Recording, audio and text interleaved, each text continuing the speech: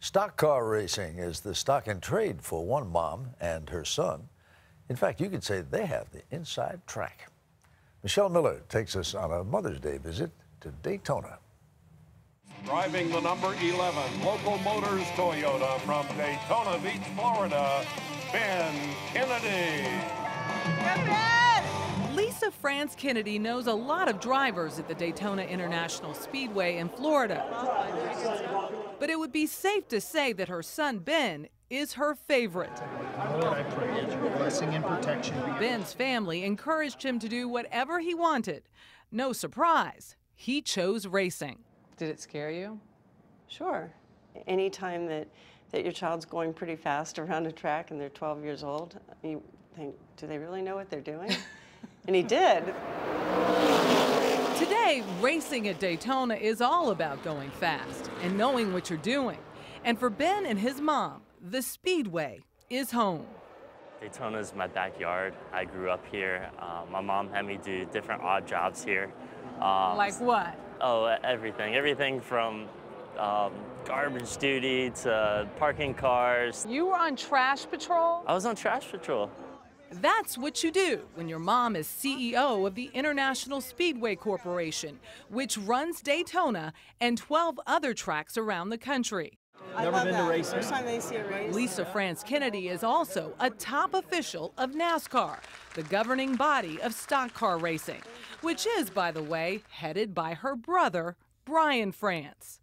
How proud is he of you and you of him? I mean, is there any sibling rivalry there? We're siblings. Hold your breath for the next 30 seconds. It is a family affair. Kennedy's grandfather, Bill France Sr., founded NASCAR in 1947 on Daytona Beach. He just had this amazing vision. He said, if we can just put some organization around this, it can really be something. He saw that the unruly sport needed regularly scheduled races and drivers who actually got paid.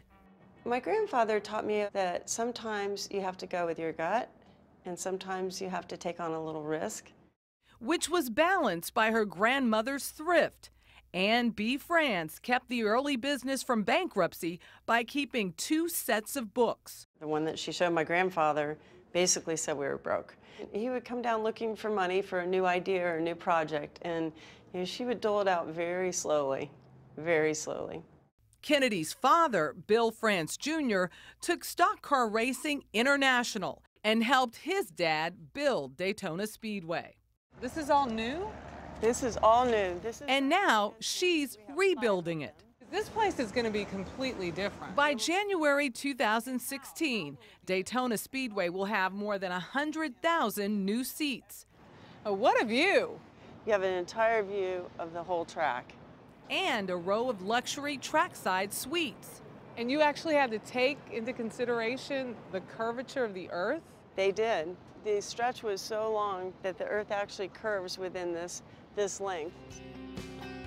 She's spending $400 million on the project, called Daytona Rising, to help attract the thousands of fans lost during the recession years. And she hopes to change NASCAR's white Southern male image and bring in more African Americans, Hispanics, and women to stock car racing. Our grandstands need to look like America. And I find that the way people become fans the quickest is if they connect with a driver. Right there, baby, right there. Jimmy Johnson.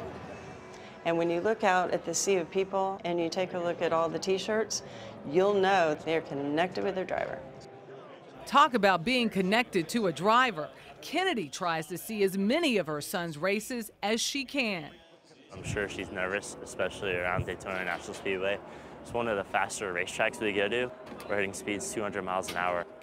Then again, she is no stranger to risk.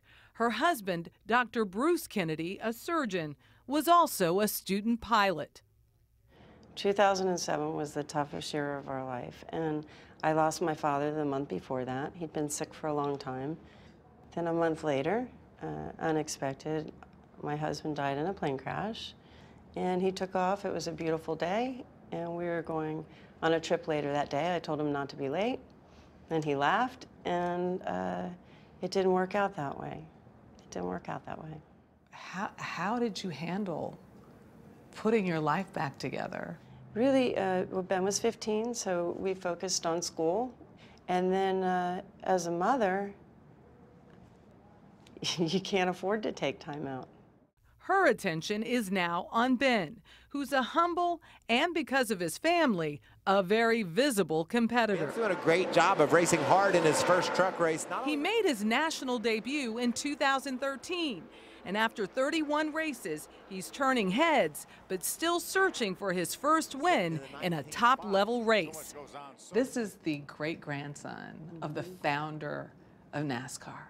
For him to win, you couldn't write a better script. You could not script it any better than that. That would really carry it into the next generation. What about his notion of management? He really doesn't like to talk about it very much. He doesn't? No. Why? Because he's solely focused on racing, and he has told me that he wants to see how far he can take that. He needs to know for himself. On the Friday night before February's Daytona 500, Kennedy kept her eyes on truck number 11. On the outside. After 20 laps, some drivers slowed down. What? Oh. Ben's truck hit the wall. Then there was a huge multi-vehicle crash. It's just an accordion-like wreck. Oh, wow. Oh, he was in it. Oh, my gosh. What a mess. There's a dozen trucks torn up. Oh, man. Not good. Ben's truck was too damaged to finish. This headline can't be easy. Well, no, but you cannot predict the future. Your son You just was can't. involved in this crash. Yes, and he was fine last night, but you can't predict the future, and I understand that too. Not being naive. For Lesa France Kennedy, whenever Ben finishes a race, it's Mother's Day.